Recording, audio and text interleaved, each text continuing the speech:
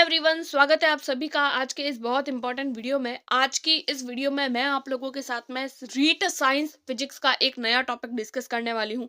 Class number 14 होने वाली है। इससे पहले टोटल 13 क्लासेस हम लोग डिस्कस कर चुके हैं और ऑलमोस्ट हमारी साइंस जो है वो कंप्लीट होने वाली है। और आज का हमारा ये जो टॉपिक है वो इससे पहले की यानी 13 नंबर की क्लास जो थी उसमें मैंने आप लोगों को विद्युत धारा और चुंबकत्व वाला टॉपिक जो है वो उसकी थ्योरी जो थी वो कंप्लीट करवा चुकी हूँ और आज हम लोग इसका टेस्ट करने वाले हैं।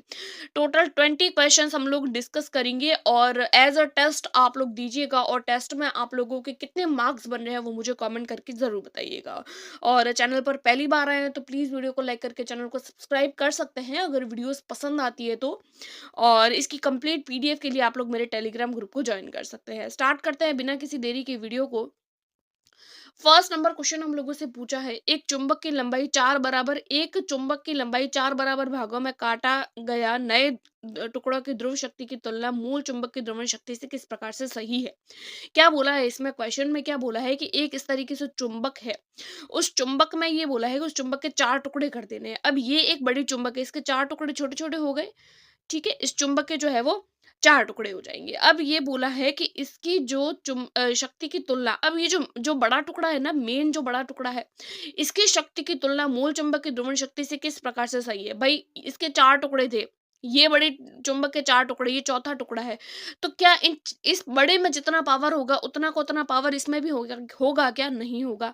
भाई ये बड़ा है, इसके चार टुकड़े कर दिए तो इसकी शक्ति भी तो चार, जो चौथाई है वो आधी हो जाएगी ना, चौथाई हो जाएगी, एक चौथाई हो जाएगी। भाई चौथा भाग तो चौथा ही काम करेगा ना, तो उस हिसाब से हो गया। अब देख लो आप, आपका आंसर कहाँ है।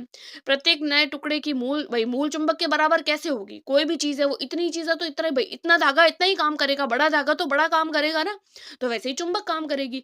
प्रत्येक नए चुंबकों की ध्रुवण शक्ति मूल चुंबक से एक चौथाई होगी। भाई ये बात हम लोगों को कहीं ना कहीं सही लग रही है कि प्रत्येक नए चुंबक की ध्रुवण शक्ति मूल चुंबक से एक चौथाई हो जाती है। तो यहाँ पर हमारा हो जाएगा फर्स्ट नंबर क्वेश्चन का B will be right answer. ये जो सवाल है वो सीटेट 2023 में पूछा गया सवाल है। आगे देख लेते हैं हम लोग। सेकंड नंबर क्वेश्चन हम लोगों से पूछा है, निम्नलिखित कथनों को पढ़ना है और सही विकल्प का चयन करना है। सही कथन जो है वो हम लोगों को बताना है। क्या बोला है कि कारण दिया हुआ है, अभिकथन दिया है और उसका बाद में रीजन भी दिया है। ठीक है, यहाँ पे बोला है कॉपर का एक तार विद्युत का सुचालक होता है। बात तो बिल्कुल ठीक है, भाई कॉपर का जो तार होता है वो विद्युत का सुचालक होता है, ये बात बिल्कुल ठीक है। तो ए तो सत्य है, तो ए असत्य वाला तो हम लोग हटा देंगे। ठीक है, ऊष्मा के सभी सुचालक विद्युत के सुचालक होते हैं, ये बात गलत हो जाएगी। भाई ऊष्मा के जरूरी नहीं है कि जो ऊष्मा के चालक होंगे वो विद्युत के भी चालक होंगे। कॉपर जो है वो विद्युत का चालक है लेकिन ये ऊष्मा का चालक नहीं है, या है, ये ऐसा कोई जरूरी नहीं है। ठीक है, तो फिर ये इसका रीजन नहीं हो सकता। भाई कॉपर तो कॉपर जो है वो, कॉपर का तार जो है वो तो विद्युत का सुचालक है, ये बात तो ठीक है। ठीक है, लेकिन ऊष्मा के सभी सुचालक विद्युत के सुचालक होते हैं, ये बात गलत हो जाएगी। तो अभिकथन ए राइट है, ए सत्य है, आर असत्य हो जाएगा। तो यहाँ पर हमारा राइट आंसर हो जाएगा C will be right answer. Next question हम लोग देखेंगे। ये जो सवाल था सेकंड नंबर वाला, ये सीटेट 2023 में पूछा गया सवाल है। आगे क्वेश्चन देख लेते हैं हम लोग। थर्ड नंबर क्वेश्चन, कोई वस्तु या कोई पदार्थ आवेशित है या नहीं है, यानी किसी भी पदार्थ पर, किसी भी वस्तु पर कोई आवेश है या नहीं, यह जांचने के लिए एक विद्युतदर्शी निम्नलिखित में से कौन से गुणधर्म का उपयोग करते हैं। भाई कोई भी जो है वो चीज आवेशित है या नहीं है, इसकी हम कैसे पता लगाएंगे। समान आवेश एक दूसरे को प्रतिकर्षित करते हैं। आवेशों के बहने से विद्युत धारा, भाई विद्युत धारा से कैसे पता चलेगा कि आवेशित है या नहीं है। एक रेशम के टुकड़े के साथ रगड़ने पर कांच की छड़ धनात्मक आवेश ग्रहण कर लेती है। आवेश दो प्रकार के होते हैं, धनात्मक और ऋणात्मक। भाई कोई भी वस्तु आवेशित है ये कैसे पता चलता है, ये ऐसे पता चलता है कि कोई भी दो वस्तु है उनको मान लीजिए हम लोग पास पास रख रहे हैं। अब अगर समान आवेश है तो प्रतिकर्षित हो जाएंगे और विपरीत आवेश है तो एक दूसरे को आकर्षित कर लेंगे। अब आकर्षित कर रहे हैं तो मतलब आवेश है, प्रतिकर्षित करते हैं तो भी मतलब उनके अंदर क्या है, उनके अंदर आवेश है। तो समान आवेश एक दूसरे को प्रतिकर्षित करते हैं। इससे हम लोगों को पता चल जाएगा कि उस विद्युतदर्शी में वो जो वस्तु है, कोई भी वस्तु है वो आवेशित है या नहीं है, वो कैसे पता चलेगा। तो वो आवेश देख के हम लोगों को पता चल जाएगा। ये जो सवाल है वो भी सीटेट 2023 में पूछा गया सवाल है। सीटेट में भी ऐसे ही क्वेश्चन बनते हैं इसी तरीके के। फोर्थ नंबर क्वेश्चन हम लोग देख रहे हैं। यदि किसी तार की लंबाई उसका अनुप्रस्थ परिच्छेद दुगुना कर दिया जाता है तो उसके प्रतिरोध पर क्या प्रभाव पड़ता है? भाई अगर किसी तार की लंबाई और उसके अनुप्रस्थ प्रतिच्छेद अगर दुगुना कर देते हैं तो उसके विद्युत प्रतिरोध पर क्या प्रभाव पड़ता है? 4 गुना बढ़ जाएगा, 4 गुना घट जाएगा, प्रतिरोध दुगुना हो जाएगा या प्रतिरोध अपरिवर्तित रहेगा। तो यदि किसी तार की लंबाई और उसके अनुप्रस्थ काट जो होता है अगर उसको दुगुना कर लेते हैं, तार की लंबाई यानी कि ये आर है, ठीक है, इसकी लंबाई को अगर दुगुना करेंगे तो क्या इसके विद्युत प्रतिरोध पर कोई प्रभाव पड़ेगा क्या? इसके प्रतिरोध पर किसी भी प्रकार का कोई प्रभाव नहीं पड़ता है। ये सवाल जो है वो भी आप लोगों के सीटेट में पूछा गया सवाल है। इस क्वेश्चन का आंसर, इसका जो प्रतिरोध है वो अपरिवर्तित रहेगा। ठीक है, आगे देख लेते हैं हम लोग फिफ्थ नंबर क्वेश्चन। ऐसे कथन की पहचान करनी है जो सही नहीं है, गलत कथन को चूज करना है। आवेश परिपथ में, आवेश के परिपथ में प्रवाह के साथ व्यय हो जाता है। भाई आवेश को जब परिपथ में प्रवाहित करते हैं तो वो खत्म हो जाता है, बात तो ठीक है। भाई आवेश प्रवाहित होगा तो खत्म होगा ना। भाई यहाँ पर हम लोगों से सही नहीं पूछा है। आवेश अगर प्रवाहित होता है तो वो कभी भी खत्म नहीं होता है। अगर धारा बहेगी, स्विच ऑन है तो धारा बहती रहती है जो कभी भी खत्म नहीं होती है। तो यहाँ पे तो बोला है कि वो व्यय हो जाता है, खत्म हो जाता है, तो एक गलत हो गया। ठीक है, आवेश अत्यधिक गति के साथ में परिपथ में प्रवाहित होता है। बहुत ज्यादा गति कभी भी नहीं होती है आवेश की। जब शॉर्ट सर्किट वगैरह होते हैं तभी ही आवेश की गति ज्यादा होती है, अदरवाइज जितनी होनी चाहिए उतनी ही रहती है। तो यहाँ पर जो है वो हमारा राइट आंसर जो है वो ए और बी। ठीक है, ये दोनों ही कथन जो है वो गलत है, सही नहीं है, सही नहीं है। ए भी सही नहीं है और बी भी सही नहीं है। सी में क्या बोला है? ए प्रकाश का बल्ब गतिमान यानी गतिशील आवेश की विद्युत ऊर्जा को ऊर्जा के अन्य रूप में बदल देता है। बात बिल्कुल ठीक है, ये तो सही है। तारों में आवेश प्रवाह साधारणतया तारों के परमाणुओं के इलेक्ट्रॉन होते हैं, ये बात भी बिल्कुल ठीक है। तो कौन सी एक चीज है जो सही नहीं है? तो वो जो बात है वो हमारे ए और बी ये दोनों सही नहीं है, इसीलिए ये हमारा आंसर हो जाएगा। दोनों कैसे होंगे? आगे कूट दिए हुए होंगे। कौन सा कथन सही नहीं है? तो कौन सा कथन सही नहीं है? ए और बी दोनों सही नहीं है, ए और बी ए में है, इसलिए ए आंसर राइट हो जाएगा। सी टेट 2023 में पूछा गया सवाल, एक्सप्लेनेशन हम लोग देख लेते हैं इसका। आवेश परिपथ में प्रवाह के साथ में खर्च कभी नहीं होता है। इलेक्ट्रॉन विद्युत परिपथ में आवेश वाहक पारंपरिक विद्युत धारा का निर्माण करते हैं, आवेश वाहक कहलाते हैं। आवेश वाहक क्या होते हैं कि इलेक्ट्रॉन के विद्युत परिपथ में आवेश वाहक क्या करते हैं? पारंपरिक विद्युत धारा का निर्माण करते हैं, आवेश वाहक कहलाते हैं। आवेश अत्यधिक गति के साथ में परिपथ में प्रवेश नहीं करते हैं, यानी आवेश जो होते हैं वो बहुत ज्यादा गति के साथ में परिपथ में प्रवेश नहीं करते हैं। आवेश का प्रवाह परिपथ की धारा पर निर्भर करता है। आवेश का जो प्रवाह होता है, जितनी धारा है उतना उसके ऊपर आवेश होगा। आवेश का प्रवाह परिपथ में धनात्मक टर्मिनल से ऋणात्मक टर्मिनल की ओर प्रवाहित होता है। अतः कथन ए और बी दोनों ही क्या है? असत्य है। आगे पूछा है हम लोगों से सिक्स्थ नंबर क्वेश्चन, फ्यूज की क्या विशेषता होनी चाहिए? फ्यूज की विशेषता होनी चाहिए पतला तार, निम्न प्रतिरोधकता और निम्न गलनांक। मोटा तार निम्न प्रतिरोधकता और उच्च गलनांक, पतला तार उच्च प्रतिरोधकता और निम्न गलनांक, मोटा तार उच्च प्रतिरोधकता और निम्न गलनांक। तो फ्यूज की क्या विशेषता होनी चाहिए? तो फ्यूज जो होता है उसका तार पतला होना चाहिए, प्रतिरोधकता उच्च और गलनांक निम्न। हमेशा याद रखिएगा, जो फ्यूज होता है उसका गलनांक हमेशा कम होना चाहिए। तो जहां उच्च गलनांक आए तो उसको तो डायरेक्ट हटा दो। फ्यूज का तार हमेशा पतला होता है, इस बात को आप लोग ध्यान रखना। फ्यूज के बारे में हम लोगों ने देखा भी है, तो सी राइट हो जाएगा। और सीटेट 2023 में पूछा गया सवाल है ये, और एक्सप्लेनेशन देख लेते हैं। फ्यूज तार मिश्र धातु है, जैसे कि तांबा, टिन, सीसे आदि से बना हुआ होता है। जैसे चीनी मिट्टी के बने होल्डर पर लगे दो धात्विक टर्मिनलों के मध्य लगाया जाता है। फ्यूज तार की क्या विशेषता होती है कि ये पतला तार होता है, उच्च प्रतिरोधकता होती है और इसका गलनांक क्या होता है? निम्न होता है। आगे देख लेते हैं, 7th नंबर क्वेश्चन में बोला है, राधिका दो एक समान सेलों की श्रेणी क्रम व्यवस्था को दो बल्बों के श्रेणी क्रम में जोड़ती है। राधिका क्या कर रही है? राधिका नाम की एक लड़की है, वो दो सेल है उसको श्रेणी क्रम में लगा रही है, इस तरीके से श्रेणी क्रम में लगा रही है। श्रेणी क्रम में यानी कि इस तरीके से, ठीक है। तो उसको क्या करना चाहिए कि बल्ब का उद्दीपन जो है वो मंद हो जाए, यानी उसको क्या करना चाहिए कि बल्ब जो है वो कम तरीके से काम करे। तो उसको करना चाहिए कि सेल को एक चौक के टुकड़े में बदल देना चाहिए। भाई चौक से तो विद्युत धारा बहेगी नहीं, सेल को एक धातु के तार के टुकड़े से बदलना चाहिए। एक बल्ब को धातु की तार के टुकड़े से बदलना चाहिए। भाई बल्ब को बदलेगी तो बल्ब को नहीं बदलना है हम लोगों को सेल को बदलना है। सेल अगर अच्छा सेल लगाते हैं तो अच्छी लाइट आती है, डिम सेल लगाएंगे तो डिम लाइट आएगी। उसको डिम चाहिए, मंद चाहिए ना उसको। बल्ब का उद्दीपन कैसा चाहिए? मंद। तो बल्ब नहीं बदलेंगे हम, सेल बदलेंगे। सेल पर डिपेंड करता है कि बल्ब कैसा चलेगा। तो हम क्या करेंगे, एक सेल को एक धातु के टुकड़े से चेंज कर लेंगे। ठीक है, तो यहाँ पर हमारा B will be right answer. CTET 2022 में पूछा गया सवाल है। एक परिपथ में वोल्ट मीटर को कैसे जोड़ते हैं? परिपथ में वोल्ट मीटर को कैसे जोड़ते हैं? समांतर क्रम में, श्रेणी क्रम में, श्रेणी समांतर क्रम में, इसमें से कोई नहीं भाई। ऑब्वियसली वोल्ट मीटर को हम लोग जोड़ते हैं समांतर क्रम में। ये सब चीजें क्लास में करवाई हुई है। ए विल बी राइट आंसर हो जाएगा। नेक्स्ट क्वेश्चन, विद्युत वायरिंग में सभी विद्युतीय उपकरण होते हैं। भाई विद्युत की जो वायरिंग होती है उसमें सारे उपकरण कैसे होते हैं? यहाँ पर कुछ नहीं बोला है कि जो घरों में लगाते हैं वो है, या फिर जो है वो विद्यालय वगैरह में लगाते हैं वो है, बड़े बड़े हॉल्स में होते हैं वो है। सिर्फ इतना बोला है विद्युत वायरिंग।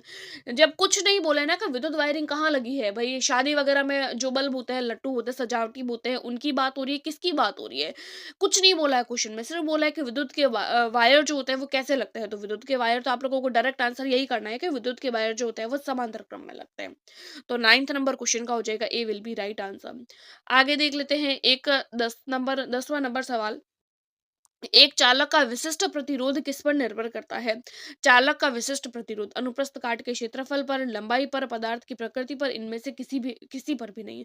तो एक चालक का विशिष्ट प्रतिरोध जो होता है वो पदार्थ की प्रकृति पर निर्भर करता है कि वो पदार्थ कैसा है। भाई कोई भी चीज जो होती है वो उस पदार्थ पर तो निर्भर करेगी ना कि वो पदार्थ खुद है कैसा। तो यहाँ पर 10 का हो जाएगा, C will be right answer. एक विद्युत बल्ब में, बल्ब के फिलामेंट की आयु बढ़ाने में उसमें क्या डालते हैं? भाई कोई विद्युत बल्ब है, अब बल्ब का जो फिलामेंट होता है, बल्ब का जो तंतु होता है, उसका जो तार होता है, उसकी आयु को बढ़ाना है।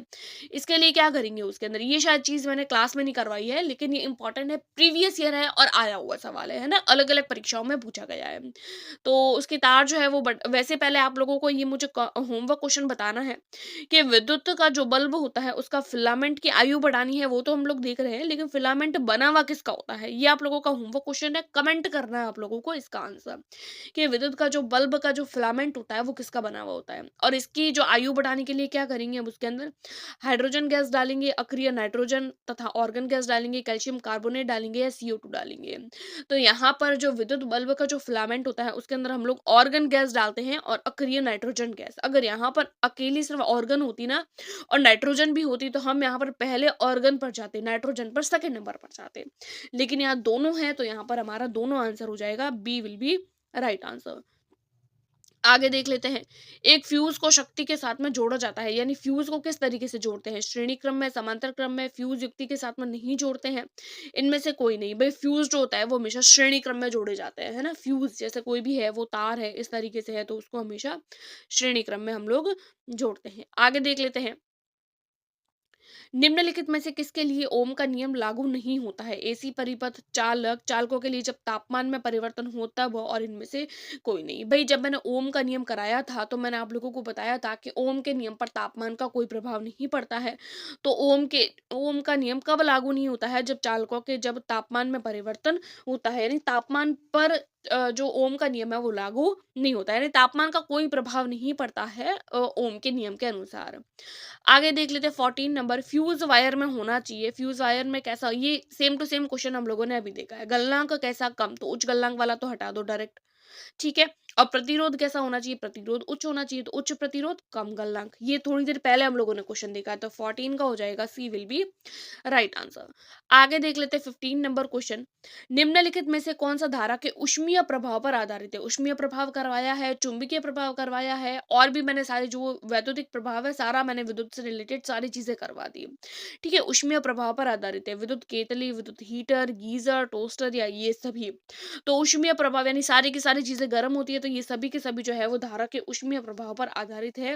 15 का हो जाएगा, ई विल बी राइट आंसर। आगे देख लेते हैं हम लोग 16 नंबर क्वेश्चन। निम्नलिखित में से जूल के तापन नियम के लिए असत्य, जूल का तापीय या जूल का जो ऊष्मीय नियम था उसके हिसाब से कौन सी एक बात जो है वो गलत है? तो गलत कथन पूछा है हम लोगों से, है ना। परिपथ में उत्पन्न ऊष्मा विद्युत धारा के वर्ग के विक्रमानुपाती, अनुक्रमानुपाती, समानुपाती होती है। भाई परिपथ में जो ऊष्मा होती है, हीट होती है, वो धारा के समानुपाती होती है ना। I² हम लोगों ने देखा था ये फॉर्मूला, तो वर्ग के समानुपाती होती है। ठीक है। उत्पन्न ऊष्मा चालक के प्रतिरोध के अनुक्रमानुपाती होती है। चालक के प्रतिरोध के भी समानुपाती होती है। I²R ये भी हम लोगों ने देखा था, समानुपाती होती है। ऊष्मा समय के वर्ग के समानुपाती होती है। भाई हम लोगों ने समय के बारे में देखा था, I समानुपाती I² बटा में टी आ जाता है, व्युत्क्रमानुपाती होती है। जो समय होता है ना वो हीट के व्युत्क्रमानुपाती होता है, अनुक्रमानुपाती यानी कि समानुपाती नहीं होता है। तो यहाँ पर गलत पूछा है इसीलिए हमारा सी गलत हो जाएगा, और सी गलत ही पूछा है इसलिए सी हमारा सही हो जाएगा, यानी हमारा आंसर यहाँ पर सी हो जाएगा। अगला देख लेते हैं हम लोग 17 नंबर क्वेश्चन। रीट लेवल 2 में 2021 में जो पेपर हुआ था, जब मैंने पेपर दिया था तब हमारे ये वाला क्वेश्चन बना था। क्या क्वेश्चन पूछा है, फ्यूज तार जिस पर आधारित होता है वह कार्य करता है, वो कौन सी युक्ति है फ्यूज तार? धारा के चुंबकीय प्रभाव पर, धारा के रासायनिक प्रभाव पर, धारा के ऊष्मीय प्रभाव पर और विद्युत चुंबकीय प्रेरण पर। तो फ्यूज तार जो होता है वो धारा के ऊष्मीय प्रभाव पर आधारित होता है। तो यहाँ पर हमारा राइट आंसर हो जाएगा, C will be right answer. 18 number question है, निम्नलिखित में से विद्युत धारा के चुंबकीय प्रभाव पर आधारित युक्ति है। चुंबकीय प्रभाव पर आधारित अगेन से रीट लेवल 2 में पूछा गया सवाल है, और यह हमारे एसआई में भी पूछा है, यानी रीट में भी आया है और एसआई में भी आया है। 2022 में पूछा गया सवाल, चुंबकीय प्रभाव पर आधारित कौन सी युक्ति है? विद्युत बल्ब हो गया, विद्युत फ्यूज हो गया, विद्युत घंटी हो गया, या फिर विद्युत स्त्री हो गया। तो यहाँ पर हमारा राइट आंसर हो जाएगा विद्युत घंटी। धारा के चुंबकीय प्रभाव पर घंटी आधारित है, बाकी जो है वो उसके तापीय प्रभाव पर आधारित होती है। तो यहाँ पर सी विल बी राइट आंसर। आगे देखेंगे हम लोग 19 नंबर क्वेश्चन। इलेक्ट्रिक मोटर्स में विद्युत धारा का डैश शामिल होता है। इलेक्ट्रिक मोटर्स में विद्युत धारा का क्या शामिल होता है? स्टेनोग्राफर परीक्षा 2021 में पूछा गया सवाल है। चुंबकीय प्रभाव उत्क्रमणीय होता है, रासायनिक होता है, या भौतिक होता है? भाई जो इलेक्ट्रिक मोटर्स जो होती है वो ऑब्वियसली चुंबकीय प्रभाव पर आधारित होती है। धारा से रिलेटेड कौन सी चीज है? चुंबकीय प्रभाव। ठीक है, आगे देख लेते हैं लास्ट क्वेश्चन। स्वतंत्रता पूर्वक लटकता हुआ एक दंड चुंबक सदा स्थिर होता है, कौन सी दिशा में होता है? स्वतंत्रता पूर्वक लटकता हुआ जो चुंबक होता है, संरक्षण अधिकारी 2019 में पूछा गया सवाल। उत्तर दक्षिण दिशा में, पूर्व पश्चिम दिशा में, दक्षिण पश्चिम दिशा में, या उत्तर पूर्व दिशा में? तो स्वतंत्रता से लटकता हुआ जो दंड चुंबक होता है वो उत्तर दक्षिण दिशा में काम करता है, स्वतंत्रता पूर्वक लटका हुआ। तो इसी तरीके से हम लोगों ने 20 क्वेश्चंस डिस्कस किए, और आप लोग इसकी पीडीएफ लेंगे तो आप लोगों को यहाँ पर इसके आंसर्स भी मैं प्रोवाइड करवा लूंगी। आई होप आप लोगों को क्लासेस पसंद आई है। पसंद आ रही है तो मेरे चैनल को सब्सक्राइब कर सकते हैं, अपने दोस्तों के साथ में शेयर कर सकते हैं, और मैं जल्दी ही आप लोगों के लिए 3rd ग्रेड की साइंस की क्लासेस भी शुरू करूंगी। आई होप आप लोगों को वीडियोस पसंद आई होगी। Do like, subscribe and share. Thanks for watching.